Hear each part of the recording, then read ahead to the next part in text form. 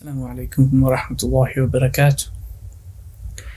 بسم الله والحمد لله والصلاة والسلام على رسول الله وعلى آله وصحبه ومن اهتدى بهداه ونشهد أن لا إله إلا الله وحده لا شريك له ونشهد أن محمدا عبده ورسوله. اللهم لا علم لنا إلا ما علمتنا إنك أنت العليم الحكيم.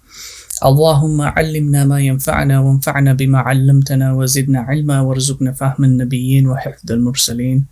اللهم افتح إلينا حكمتك وانشر علينا رحمتك يا ذا الجلال والإكرام. وصل اللهم على سيدنا محمد وعلى آله الكرام ولا حول ولا قوة إلا بالله العلي العظيم. بسم الله. Inshallah, this will be the introduction to the series that we have entitled the Dajjal, the One-Eyed Impostor, and the concept of the Messiah and the false Messiah, Christ and Antichrist. And this is following the book that I have written and has been published. And it goes by the same title. It is book 1 or volume 1 of the series that I have planned out. The One-Eyed Impostor, Messiah and the False Messiah. So if you have the book, it's good. We'll be reading a few excerpts from the book as we follow along. If you don't have the book, that's okay. You can just listen. And hopefully we can learn something as we go along. Now, this series that we have prepared is not your common lecture system. You know the lecture system where we just sit and listen passively to the scholar talk about things that are interesting, things that are controversial. This is not a controversial topic in and of itself when it comes to its study. It's controversial when we talk about it in the social capacity, but it's not controversial. It is a very serious topic and it requires deep concentration. It requires a lot of focus. There's a lot of work involved. There is a lot of effort involved on your part who are now here. You are here in the capacity of a student. And so you must approach it with the etiquette of a student, just as I will approach it with the etiquette of a teacher. However, I'm not here to teach the subject. I am here to provoke your thinking. I am here to show you my methodology that I have applied and the conclusions that I have arrived at via that methodology. So there is a certain system that you're going to have to follow, and there are certain things that you're going to have to do so that you can fully benefit from the book itself and from the series that we're going to do. First and foremost, be sure that you have a notebook with you, even if you don't use it, even if you're going to make scribblings. There's an important reason why that is, because these lectures we are not here to entertain ourselves. A lot of Muslims fall into this capacity of going for lectures at the masjid or at a hall somewhere that somebody has organized, and we go there with this thought in mind that we are there to learn something beneficial from our religion, but then we end up just sitting there as audiences, no different than having gone to the theater to watch an act or to watch a movie. Don't fall into that mode of being a passive listener, because the only thing you will benefit from that is entertainment. When we talk about things that are societal, current affairs, these are intriguing aspects. There are certain things here that are going to bring out a few conspiracies that are at play in the world today, and these are intriguing aspects as well. Don't fall into that mode of being just entertained. The reason you're going to bring your notebook is so that you can make notes, put down quick points. There are terms, there are definitions that will be introduced. There are citations and quotations that will be brought out. There are ayat that will be quoted as well. There are hadith that will be quoted. There are sayings of the Sahaba, of the scholars that will be brought out. It is good that you put them down so that you can go back and reference them, look them up, verify them. There may be mistakes in there that I make. If you're just going to sit there as a passive listener and absorb everything I say, including my mistakes, then you haven't benefited yourself, neither have you benefited me. So you need to make these notes and references so that you can go back and study and reference them out and understand what it is that the topic really entails. You are here in the capacity of a student, and so you have to behave with the etiquette of a student. And we are all students of knowledge. Even if you're a scholar, you are still a student of knowledge, because learning is a lifelong endeavor, right?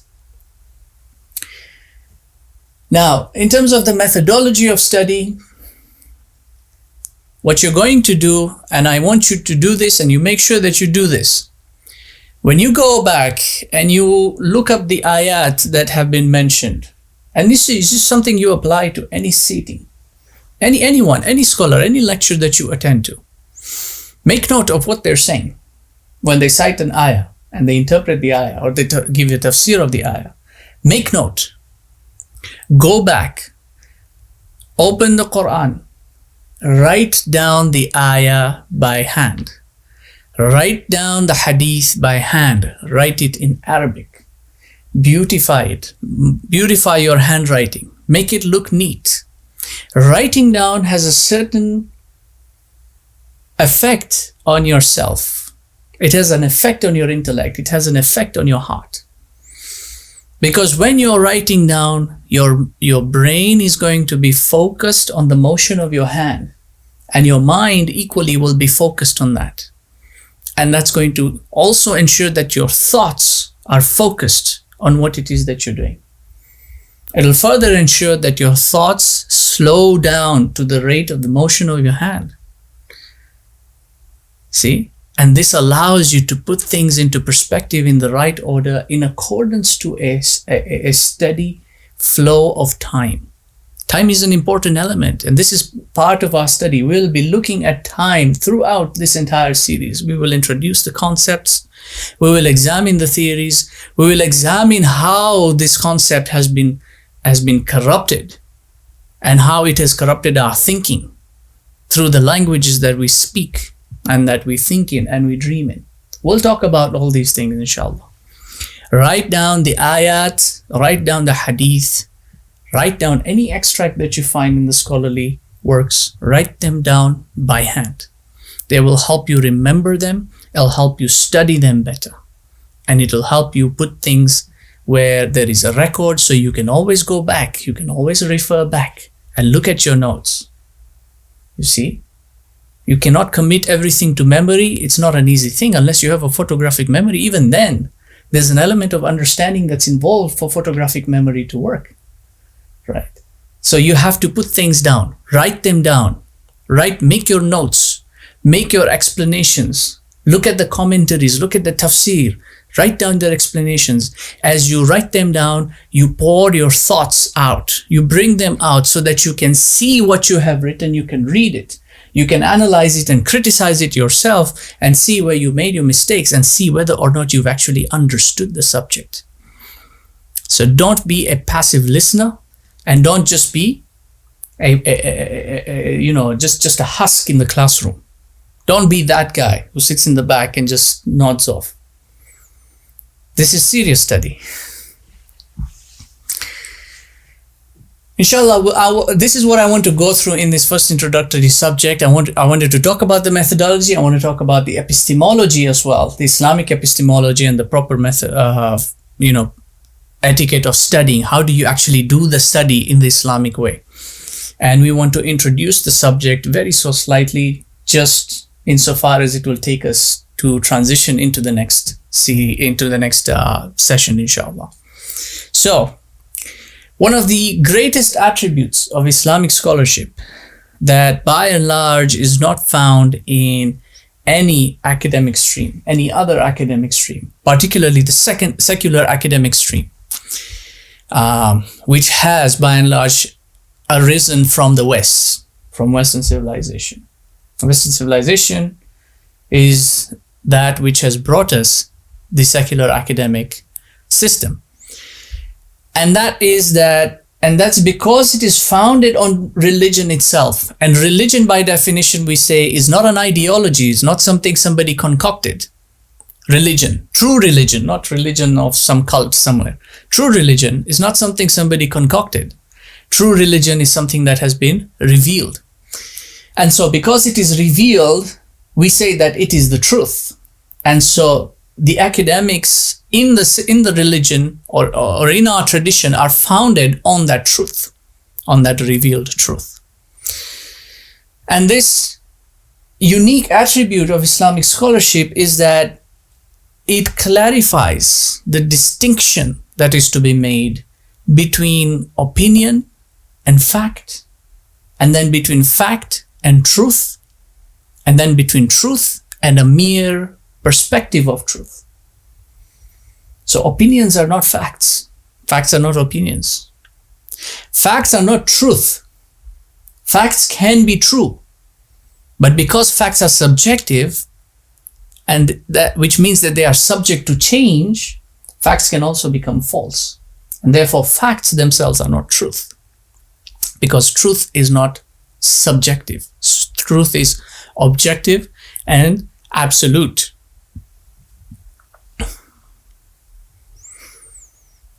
We can definitively state that in an absolutely derisory, so-termed age of enlightenment, one might be entitled to their own opinions, but is certainly not entitled to their own facts.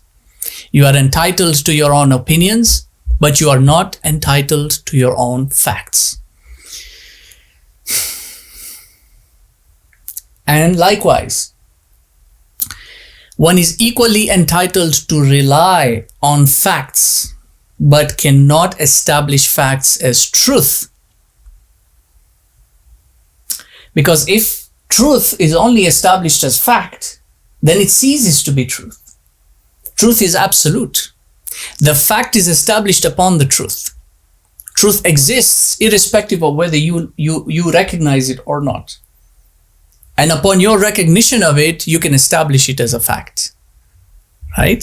But you cannot establish truth as a fact. Truth is absolute.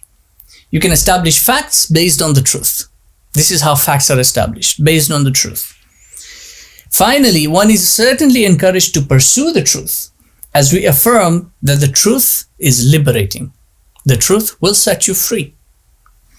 But if one was only to pursue your truth, or my truth, or his truth, or their truth, or any other person's truth, then what you have done is you have subjectively affiliated the truth to a given individual's perspective, with whom your personal views might be aligned, but might not necessarily be true in and of themselves. And as such, it ceases to be the truth. Why are we jumping on this in the introduction? Why are we talking about the truth? I mean, you probably are wondering why this is a whole subject regarding the Dajjal. Why is he, talking about all these philosophical concepts about the truth? Well, because the Dajjal's premise, as we will look at, is to spread falsehood. How will you know that you are indulged in falsehood if you don't know the truth? Your primary purpose of being, of existence, is to pursue the truth. So you need to know what is the truth in order for you to pursue it. Islam clearly defines the truth as something that is absolute and objective. It is free and independent of human conceptions. And Islam asserts that human perspectives, views, opinions, and facts can only be said to be true when they are themselves aligned with the truth. This is a very important piece. Just because you figured something out and the logic makes sense to you and the reasoning makes sense to you does not mean you have the truth. It is only until it has been verified by the truth, only then can it be said to be true. This is Islamic epistemology. What is the truth? Al-Haq comes from where? From Al-Haq. Allah subhanahu wa ta'ala is Al-Haq. He is the truth. And so what he says is the truth. And so that which he reveals unto his messenger, which the messenger delivers unto you, is the truth. Revelation is the criterion for judging the truth. This is why the Quran is called Al-Furqan. The firaq between truth and falsehood can only be done by that criterion.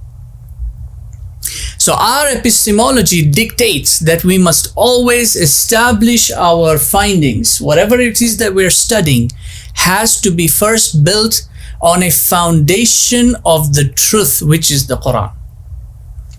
In epistemology, you've got two principles. You've got foundationalism, and then you have coherentism. The Western world does not recognize either or. They use it, it's a supposed theory from their point of view. It's just a supposed theory. Neither one can be relied upon, since truth is subjective to them. They say that truth is subjective. So your truth is different, my truth is different. You're entitled to your truth, I'm entitled to my truth. Agree to disagree. We'll vote on it. Majority wins. Democracy, right?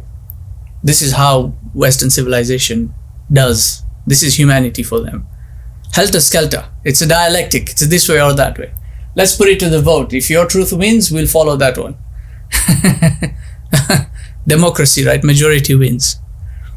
That's not how we do things. That's not how things are supposed to be done. That's the reason why they are the filth of the world today. Literally, they are the filth of the world today. Western civilization, irrespective of how much they have contributed to civilization, everything that they brought, irrespective of that, they are still at the lowest level. Foundationalism entails building a foundation. You've got something that is established, you build on that. And so foundationalism in Islam entails that you first start with the Quran, because that's the foundation. And then you go into the hadith, because the hadith explains the Quran. The Prophet ﷺ spoke the language of the Quran. He lived in the way of the Quran. He walked and talked the Quran. So the hadith explains or helps you understand the Quran, right? That's the second foundation. And then comes the third foundation. What is the third foundation? The companions who immediately engaged with the Prophet ﷺ at the time of revelation. When he said something, they were the first ones to hear, to obey, to understand and to obey. What did they conclude from that? What is their understanding? Because they had an understanding.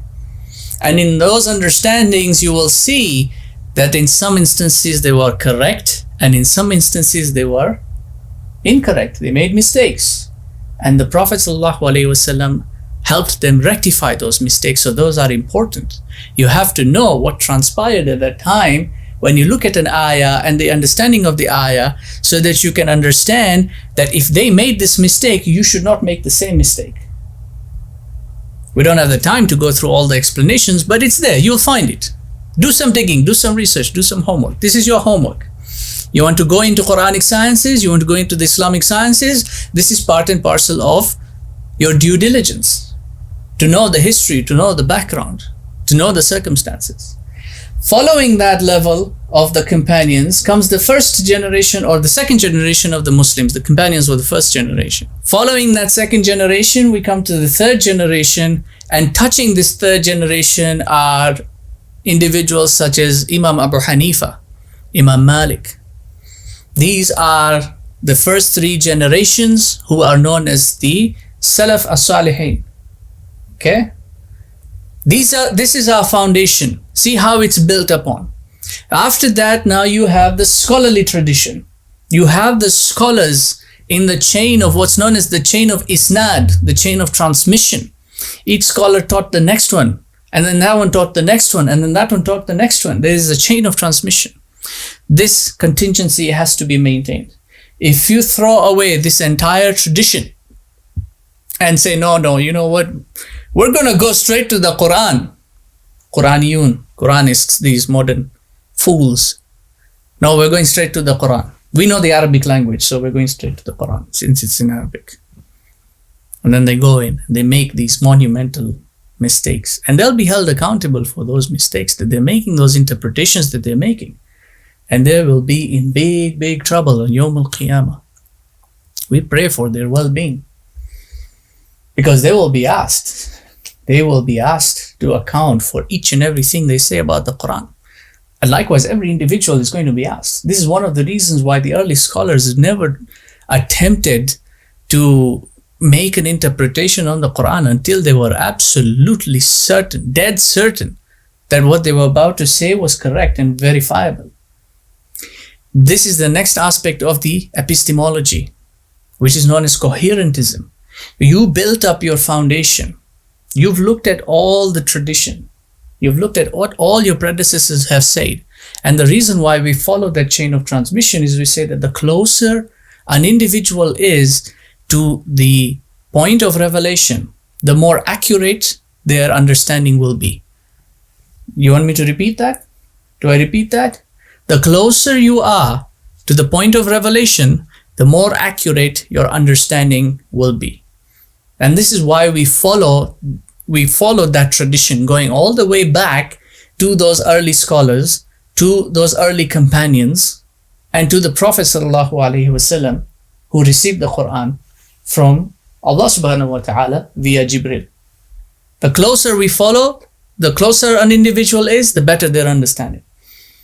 Circumstantial, and we're talking about universal understanding. Circumstantial understanding, that's a different ball game altogether, because circumstances change. There are paradigm shifts in human society, in history. Circumstances change. Certain aspects are reinterpreted because of those changes that have taken place. But the universal understanding of the Quran, that does not change. And you need to understand what that universal understanding was so that you can apply that universal to a particular circumstance. This is what we're dealing with today, because what we are seeing is occurrences, events taking place, which are particulars in and of themselves. You need a universal understanding so that you can apply it to that particular. Otherwise, what you're doing is just semantic study, subjective study, which is pointless, because semantics will change.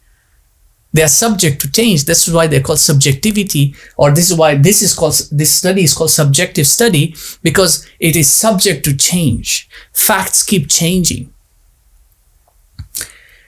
Coherentism is the second element here. After you've established your foundation is when you look for coherency of truth.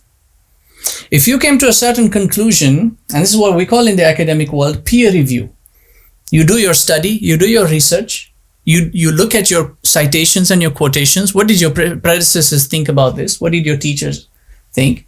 Then you publish your work, and then before it goes through to be established and renowned or recognized, it goes through something known as peer review.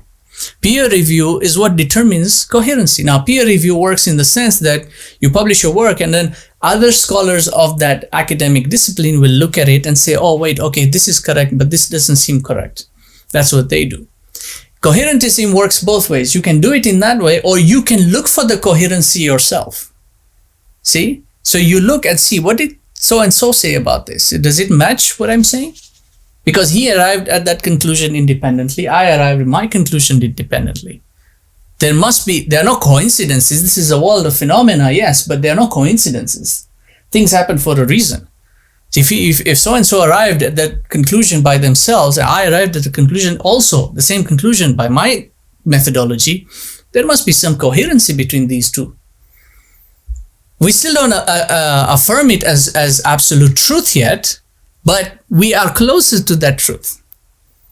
And this is why we have some grounding to work with. We have some basis to move forward. If that fails, these two tests, they fail. The foundation is weak, and there's absolutely no coherency between yours and what you are saying. Like, you're a solitary voice and nobody else is coming to the same conclusion as you. Either you're right and the whole world is wrong, or what's more apparent here is that you're wrong, and you accept that and you change that and you work it out. So this is our epistemology. We have to build it on the Quran, the Hadith, what the scholars have said, what the companions said, what the scholars said.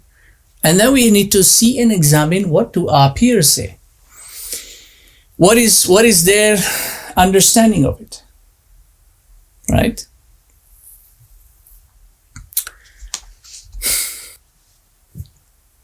Now,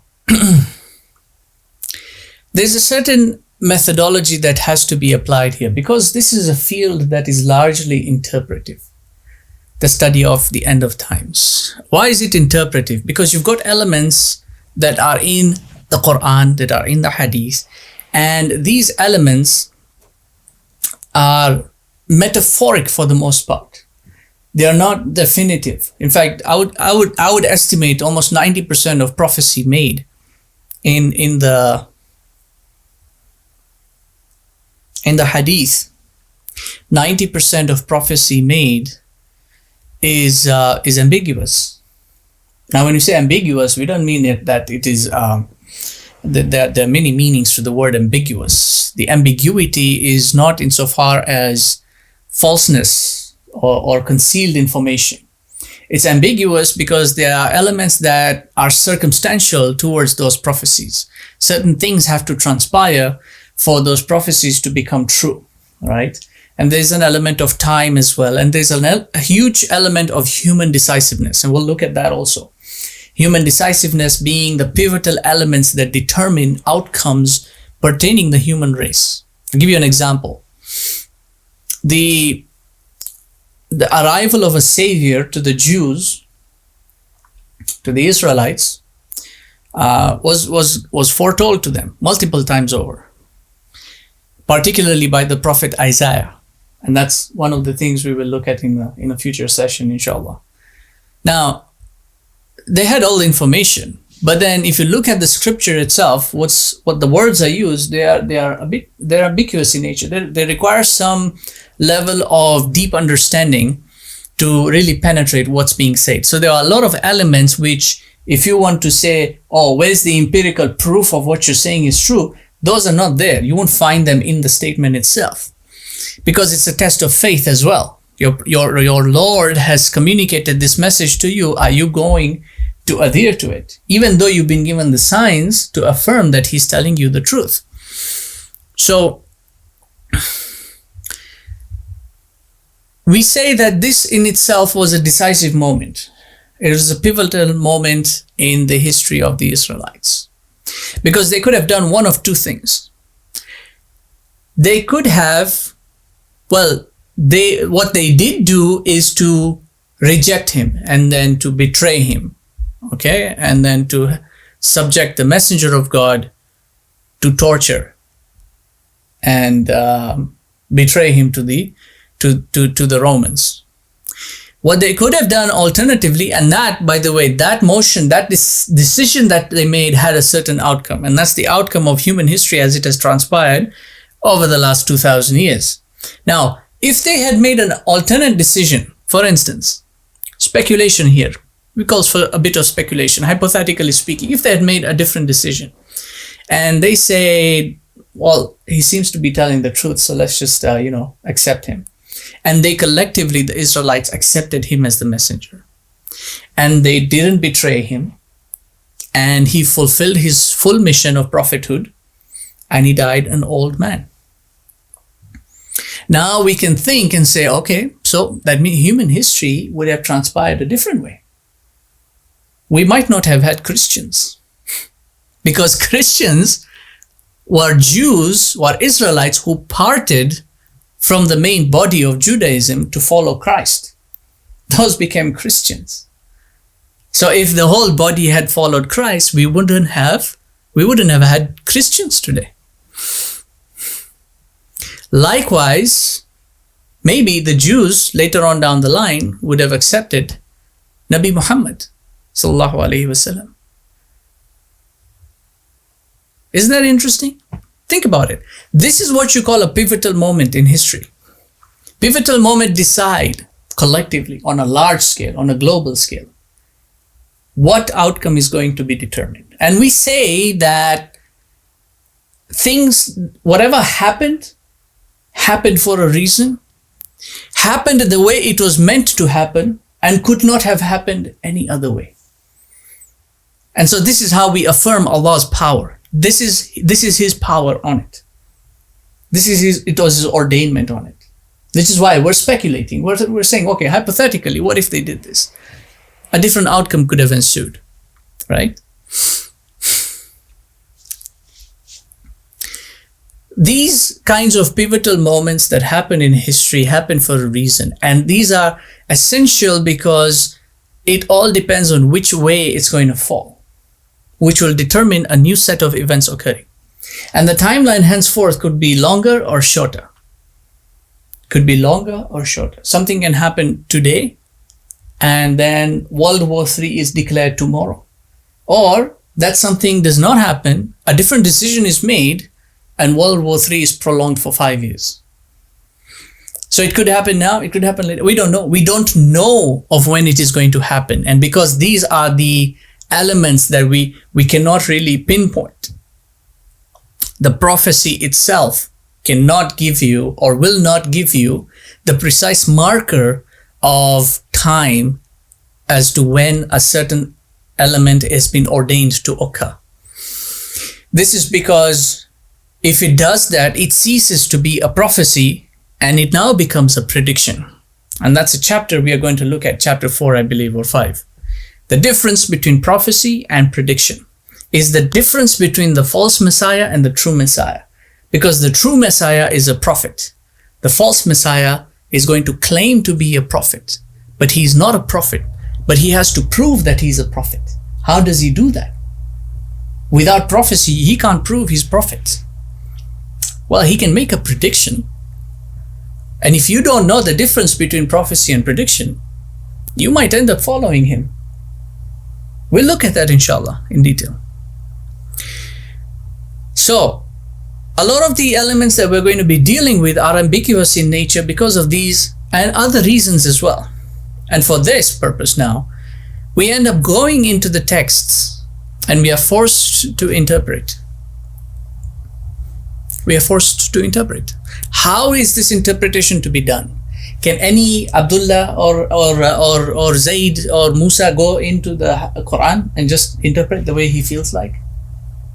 Look at English translation. Look at the English version and then interpret that. Can anyone do that? No.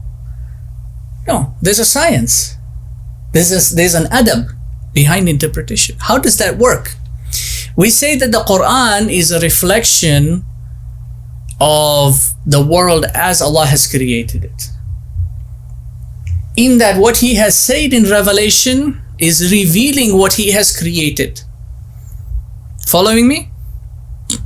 What He is revealing, the knowledge that He's revealing in the Quran is pertaining everything that He has created.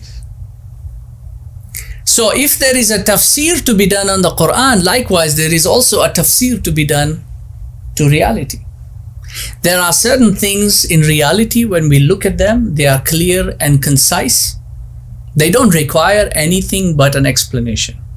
A tafsir, that's an explanation, a tafsir. There is somebody who has studied that object and is able to explain to you what the object is.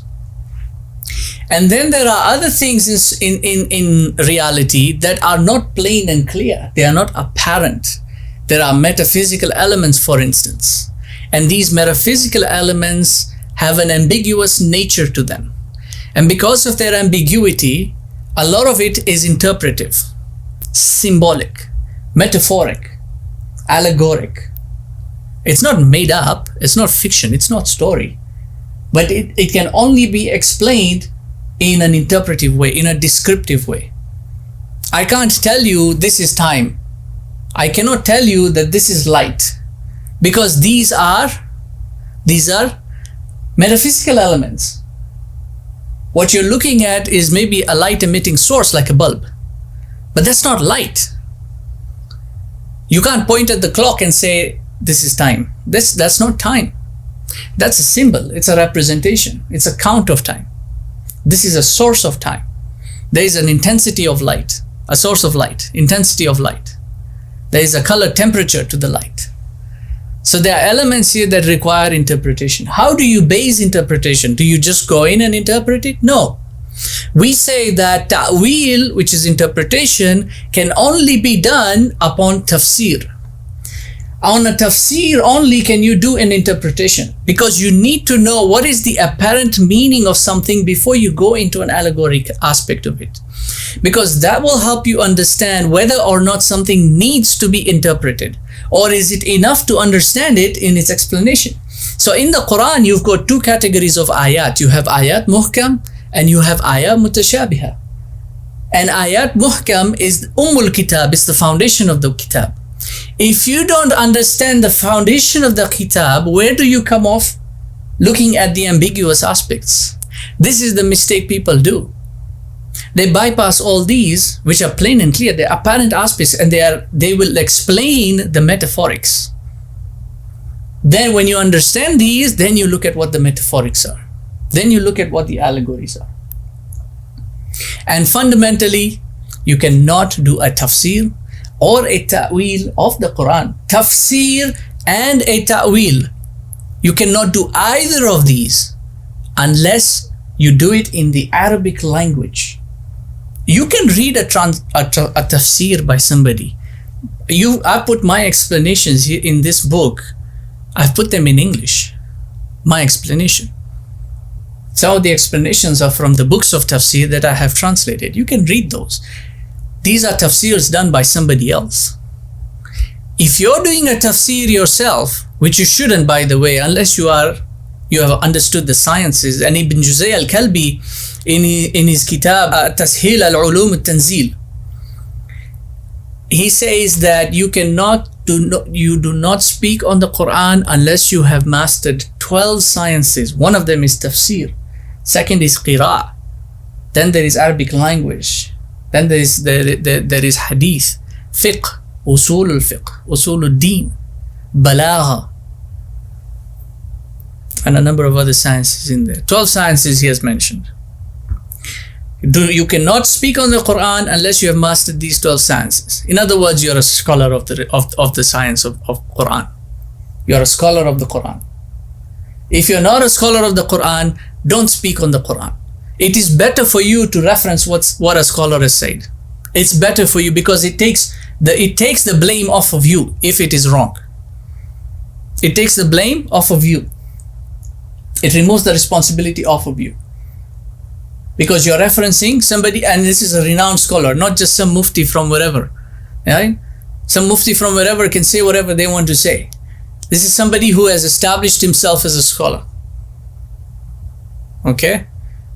You do not go into the Quran and try to make your own interpretations. Don't do that. Especially not in another language. If you have not mastered the Arabic language, learn the Arabic language. Arabic language is not difficult in and of itself. There's a lot of effort, yeah. It's hard, but it's not difficult. Right? It's hard, but it's not difficult. It's hard because you're approaching it as a freshman.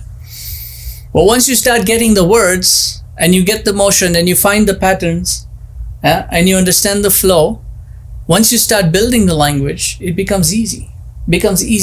All that remains, therefore, after that is just a mastery of a few words and their meanings, and the building of vocabulary. And the Quran has the lowest count of vocabulary. The lowest count of vocabulary. The hadith is much more complicated. Hadith has a very vast vocabulary.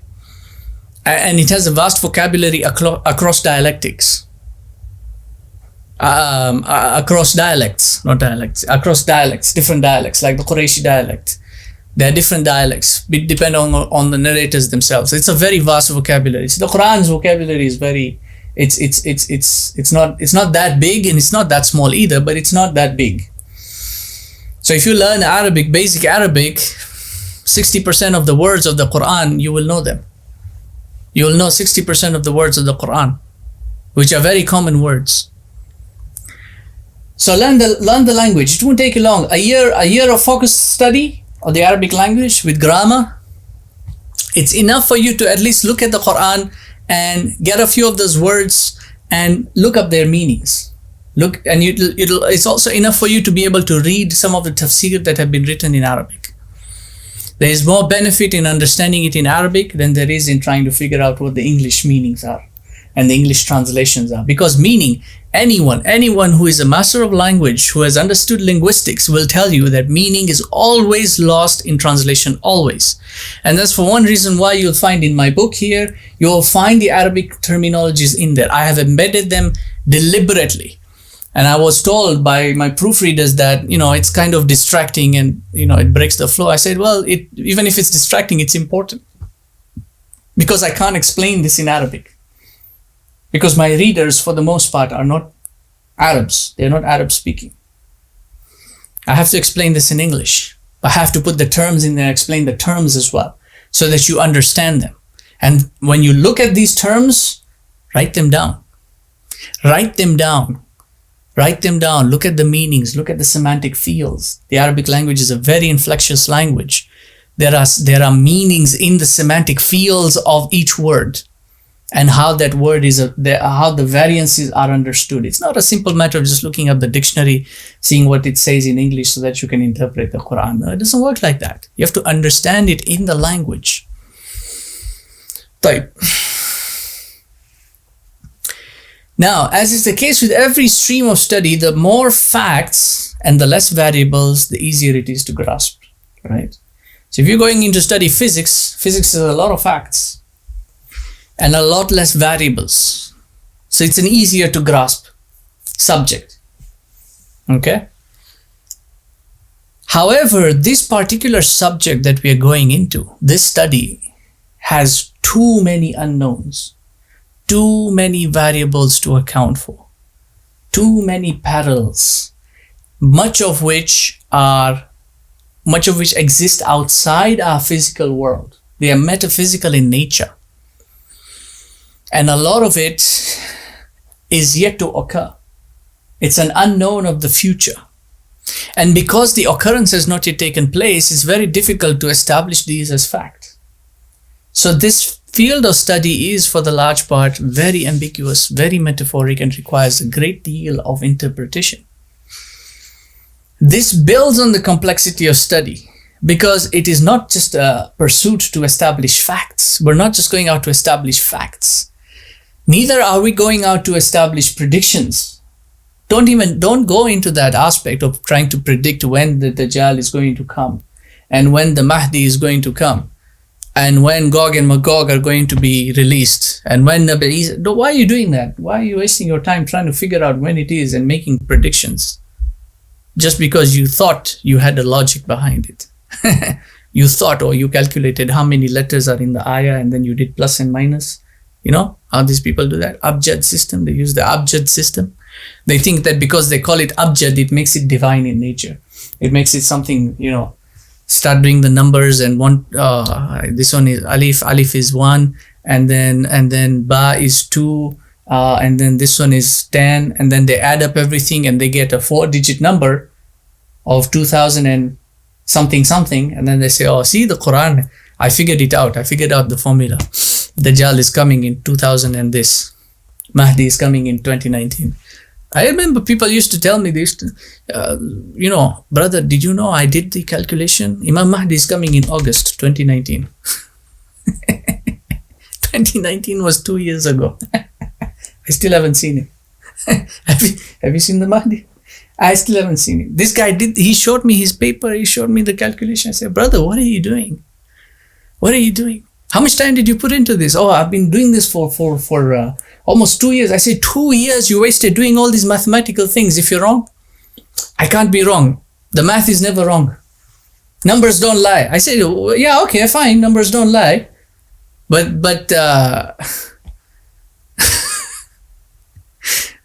what if it turns out to be an incorrect calculation? Because it's not a straightforward matter. That's my point is, it's not a straightforward matter. If you know all the variables and you know all the conditions, then you can do the calculation. Okay? I'll give you a brief example of that. You have water and you have rice, and you have you put the water, and you have a pan, a pot. You know all the variables involved. You know that if I put the pan on heat at a certain temperature, okay, and I put a certain quantity of water, and a certain quantity of rice. Then, if all the variables are perfect and all the conditions are perfect, I should have cooked rice in 20 minutes. See, you can do the calculation in that regard and make a prediction of sorts. And you can be accurate in that because you've got all the variables and you've got all the conditions, right? That's why you can build the formula and have an outcome, a calculable outcome. But you're dealing with elements here that you can't even see. You cannot touch, you cannot feel, you can't even hear. Your senses are completely disconnected from the metaphysical world. This is a reality, it's part of our sciences. Imam al-Ghazali says in the Kimya al-Sa'ada, he says when you go to sleep, the heart, the soul is cut off from the senses. The senses are switched off. You're no longer engaged with this world. You're now in the metaphysical realm. You see, so there are elements here that are metaphysical in nature and you can't calculate those. Because if you try to start calculating things you can't see, where are you getting that from? Oh, I saw it in a dream. What if you saw a jinn in a dream? You can see anything in a dream. The dream world is not a literal world. It's alam al-mithal. It's a metaphoric world. Dreams have to be interpreted, right? You have to understand the symbolism behind it. Oh, I saw it in a dream. Okay, maybe you're right, maybe. Allahu alam, because the Prophet ﷺ did say, by the way, that dreams or good visions, true dreams are 146th of prophethood. And towards the end of times, towards the latter days, the true dreams, the dreams of a true believer will continue to come true. Will be more frequent in terms of coming true. So maybe you saw it in a dream, but there is a certain amount of spiritual insight that is required to interpret those dreams. You can't use it, and there's no mathematics involved because there's no mathematics in the metaphysical world. Mathematics pertains quantity. Mathematics pertains quantity, and that's part of the physical world. So you can count the objects. You can multiply the objects. You can divide and subtract. You can do this with objects, physical objects, not with metaphysical realms. So all these calculations that people do, first of all, if you're doing it, don't do it. Just stop. Just don't. Don't waste your time. Don't do it. The Quran is not a mathematical book.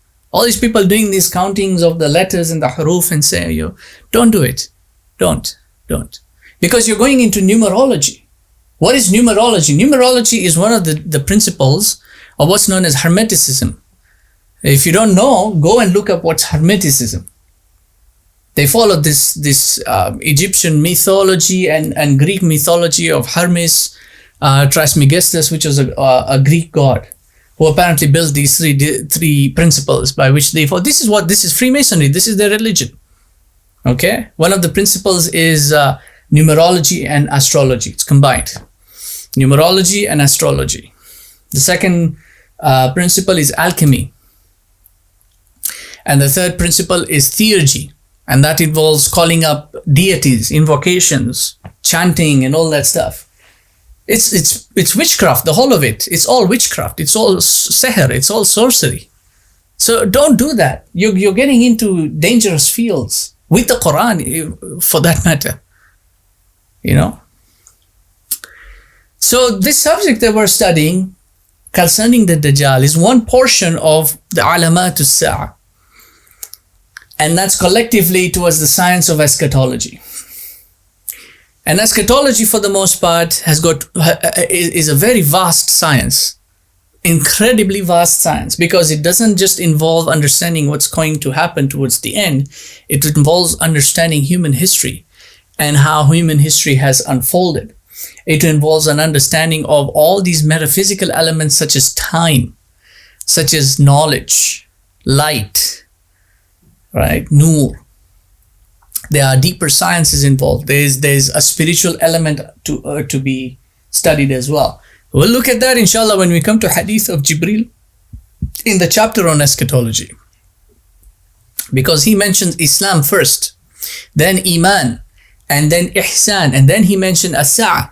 The reason why he put that last is because if you haven't established Islam and firmly affirmed your iman and then works towards purifying yourself, you've got no business studying eschatology, because you're going to lose yourself. You're going to lose yourself. You're going to go into elements that you have no control of, that you have no understanding of, that you have no knowledge of.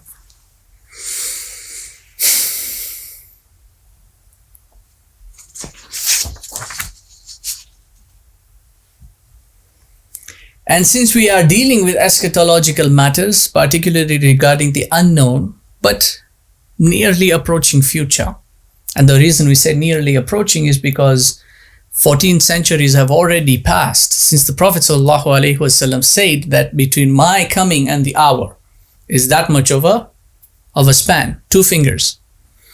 If that was 1400 years ago, there's not much in terms of the anticipated future remaining. This is the end game. We are in the end game. The signs are more than apparent for those who want to see it. And we're not talking just about the major signs that are clearly almost visible, almost manifestly visible. I mean, they're on the horizon for those who can see. But generally, just looking at society itself, just looking at human nature and what it has become, we are literally on the verge of the hour's occurrence. We are on the verge of it, which is why we call it the near future. This is endgame. So, and if you don't affirm that, if you don't want to believe that, that's up to you. That's up to you. No one's holding a gun to your head. Eventually, someone will be holding a gun to your head, and that person is going to be the Dajjal. But you can believe whatever you want to. As we say, everyone is entitled to their own opinions, but you're not entitled to your own facts. So if you're going to come up with factual information from somewhere, unless you do that and counter-oppose what we're saying, that we are indeed in an eschatological age, unless you're going to do that, your denial is your denial. And the longer you continue to deny, the worse it becomes for you, because the reason why you have been given signs is so that you can see which direction you are headed towards. That's the reason why you're given a sign. The reason why there's a sign on the road that says stop, or that says no left turn, is so that whatever danger you might encounter if you make the left turn can be avoided. That's why you've been given the signs. So if you want to deny the sign, you can do whatever you want to do. You'll see whatever comes out on the other side. So it is largely the eschatology. These eschatological matters are largely interpretive fields and philosophical fields, as opposed to factual and documented fields. The reason why they are not documented is because events pertaining eschatology, or the end, the events that would lead up to the signs themselves, are closer to the signs than they are further down in history. So you might not find all these things documented in history, in the historical works, in the scholarly works, because these events have started transpiring now, right? No one could have anticipated the state of Israel 100 years ago. None of the scholars knew that. When it happened, the whole world is still shaken up about it. We're still trying to fix the damage. We're still trying to make sense of it. Forget fix the damage. No one could have anticipated that. So there would be no record of saying the Jews are actually going to be returning to the Holy Land. Right? There are a lot of signs of similitude, a lot of things like technology and all these things. Scholars, they had no inkling about this. So you won't find some of these things documented because they were not established at the time of their existence at the time, or in their eras. Since subjective ideas are based on individual thoughts and subjective interpretations are based on individual insights, it becomes counterproductive for us to simply look at only what has been documented before. Because otherwise, the only thing we're going to be doing is regurgitating what has already been said. We don't want to do that. We want to advance the knowledge forward. We want to take it forward. So we look at what our predecessors said. We look at what they have documented, what was their understanding, and we build that as part of the foundation as we go further and further into what's known as min al-ma'lum ila al-majhul. From the known elements into now understanding what are the unknowns. If we just keep repeating the known elements, we're not getting anywhere. We're not helping anyone. It's a waste of time because we're just doing, it's repetitive. Insanity is doing the same thing over and over again, expecting different results, right?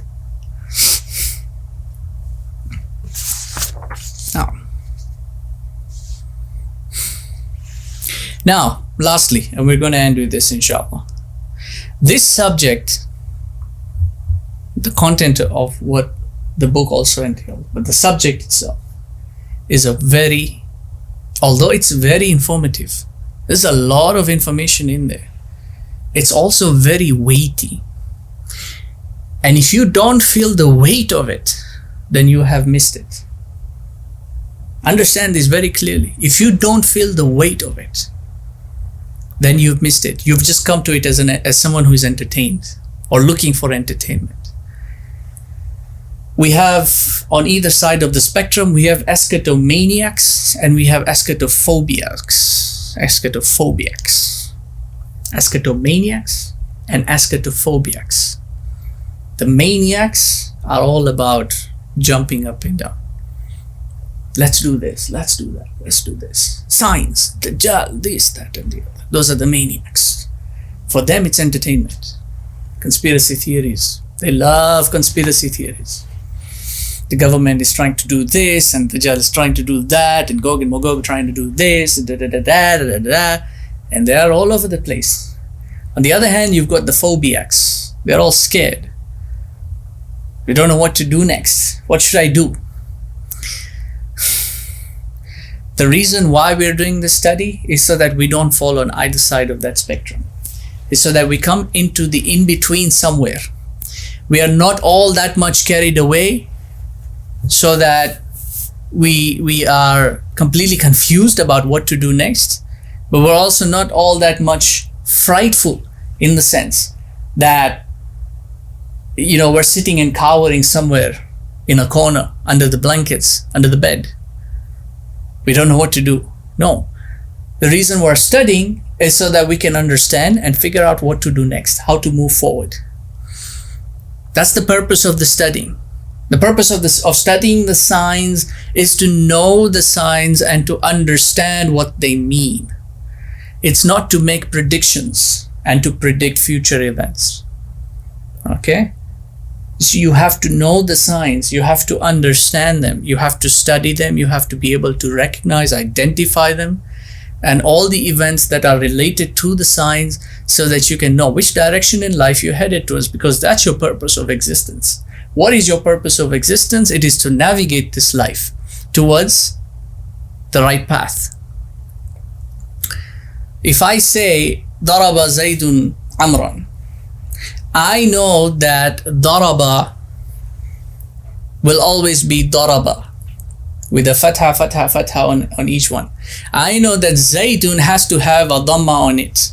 And I know that Amran has to have a fatha on it. Because Daraba is the fi'l and Zaydun is the fa'il. And Amr is maf'ulun bihi, which is why he is mansoob with fatha on it. And I know that doesn't mean anything to you because you haven't studied the Arabic language. Those who have studied the Arabic language know what that means, but that's the point. If you don't know the signs, it doesn't mean anything to you. You have to study the signs. When you're learning the language, you're learning the signs. Language is full of signs and symbols. Every letter is a symbol. Every symbol comes together with another symbol. They form signs, and those signs have meanings. We call them words in language, but they're signs in and of themselves. This is why you study language, you study the signs. And in general, this is the world around you. So we're studying this so that we can understand them, so that they mean something to us, so that we know which direction in life we're headed towards. And knowledge, however, is not for the faint-hearted. If you don't have the heart and the conviction and the commitment, don't go into it. Don't waste your time. Do something else. Do something else. You don't have to sit and study only. You can direct your efforts elsewhere. And people do that. You see, if you think your strong suit is better suited in charity, do that. Do that instead. Learn a little bit. Learn as much as you can. You don't have to be a scholar. Everyone doesn't have to be a scholar. Learn the little that will help you move forward. Do something else. Direct your efforts towards a different thing. Everyone has a purpose to fulfill. But if you want to sit and if you want to study, if you want to acquire knowledge, you need to make the commitment. You need to put in the effort. Make the time and do the work. Okay? It's not for the faint-hearted. You have to ground yourself in the right Islamic disciplines. The scholars said, أهمها عقائد ثم الفروع تصوف وآلة بها الشروع. The most important of all is your aqidah, your creed. If you haven't formulated your aqidah and understood where your boundaries lie insofar as your Lord is concerned, your belief structure is concerned, you don't go anywhere. First do that. And then the branches, the fiqh, the practice, that comes next. And then you purify yourself. You need to cleanse your heart. So if your heart is corrupt and it's diseased and it's blocked, you're wasting your time trying to learn anything from the Quran. Will not give you anything. لا يمسه إلا المطهرون. None can touch its essence, its meaning, except those who are purified of the heart. Okay? وَآلَةٌ بِهَا شُرُوعُ. Then you take an instrument and you begin your study. And they all affirmed, العربية مفتاح العلوم. Arabic is the key to the sciences. And that's your first instance. Learn the language before you go into the study of it. Okay? That, inshallah, I believe concludes our session. So, just to summarize everything real quick. Inshallah, there will be terms and there will be definitions. Certain terms have got contextual definitions. Other terms are my own introduction, which I have coined, terms that I haven't found existent anywhere. So I've included those terms and I've defined those terms in the book. And I've specified that this is my own term. Okay? The epistemology, we looked at that. We affirmed what the epistemology entails, building the foundation with the Quran, Hadith, the companions, the Salaf as-Salihin, and then the scholars after that. And then the methodology of study, I already explained to you. You need to have a notebook. You need to write down things by hand. Stop typing. Stop doing this on everything. You can do your typing later on if you want to compile your notes and everything, but write your notes by hand first, because these will help you refine your understanding. Then you can type out your final draft and everything if you want to. And this idea of printing everything out, if there's a scholarly text you want to study, write it by hand. This is my methodology. Every scholarly text I study, I write it by hand. However long it might be, I take my time, I write it by hand. There's a lot of works that I haven't finished studying because of this reason, because I haven't finished copying them down. But this is how I do my study. Every ayah I want to study, I write it by hand. Every hadith I want to study, I write it by hand. This is my methodology of study. Finally, differences of opinion will always be in this field. Why? Because we already said it is largely an interpretive field. Everyone's understanding is different. We're all looking at the same signs, but we all have different perspectives. So there will be opinions, there will be different views, there will be different theories. We'll look at some of these theories in the texts. Understand where I give my own opinion, you have to recognize that that is my opinion. And you should never accept my opinion unless you have verified it to be correct. Unless you do your due diligence and figure it out yourself, study it yourself, then and only then should you accept my opinion as a valid opinion. You should also recognize that I'm not giving my opinion because I'm a mujtahid of sorts. I don't have that authority in the Islam, in the religion of Allah. Okay, I recognize that there are individuals who far supersede me in that regard. So for the most part, you will find in the book, I have highlighted the views of the scholars themselves. And only then have I given my line of reasoning after that. That's point number one with regards to my opinion. Point number two, You only accept my opinion if you can understand my line of reasoning and you see some plausibility in it. That line of reasoning has been built in the same epistemology that we have highlighted. If you see plausibility in the line of reasoning, then and only then should you even consider accepting my point of view, my opinion. Regardless of which, you still should do your own objective study. And I would love to see your objective studies and see whether or not you will arrive at similar, if not the same conclusions as I have. Lastly, if you disagree, and disagreements do occur, we recognize that, right? Everybody has an opinion. Like we said, everyone has a view. We have ikhtilaf, and ikhtilaf has always existed in human history. So there will always be differences of opinion. There will be different views. If you disagree, don't just disagree for the sake of it because the mufti you follow says something else, or the sheikh that you are most adhering to has a different view. Don't just disagree for the sake of disagreement. Disagree and then give a counter point of view, using the same sources or the same methodology or a similar methodology of such caliber as your evidential weight. Don't just disagree for the sake of disagreement, because then we're just getting into a fight, an unnecessary argument. And I don't like getting into arguments with people. I don't like debating. Those of you who know me know that I don't like debates. I don't like arguments. I don't like getting into all that nonsense. Even if you want to call it an academic debate, that's not for me. If you want to sit and understand my point of view, I'm more than willing to take out the time and explain to you. And explain to you how I arrived at my conclusion or how I arrived at my view. If you're willing to do it, if you're willing to listen, if you're willing to just argue and put me down and show the world that you defeated me in argument, I'm not interested.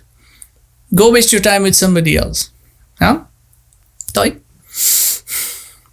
So if you disagree, that's okay. That's okay. If you want to have a dialogue, do it the right way. That's my point. Otherwise, there's no point of us. They say Imam Malik he didn't like getting into debates at all. If anybody started debating with him, if they started arguing with him, he used to get up, dust off his robe and say, Antum musiba. And then he used to walk away. You're just a tribulation, because this is what argumentation does. It just creates tribulation. Okay? That being said, let's end here, inshallah. We'll see you guys in the next session. We'll start with chapter 1, the test of time, the test of life in time and dimensionality. It's a very interesting subject. سبحانك وبحمدك نشهد أن لا إله إلا أنت نستغفرك ونتوب إليك ربنا تقبل منا إنك أنت السميع العليم وتب علينا يا مولانا إنك أنت التواب الرحيم برحمتك يا أرحم الراحمين بارك الله فيكم والسلام عليكم ورحمة الله وبركاته الحمد لله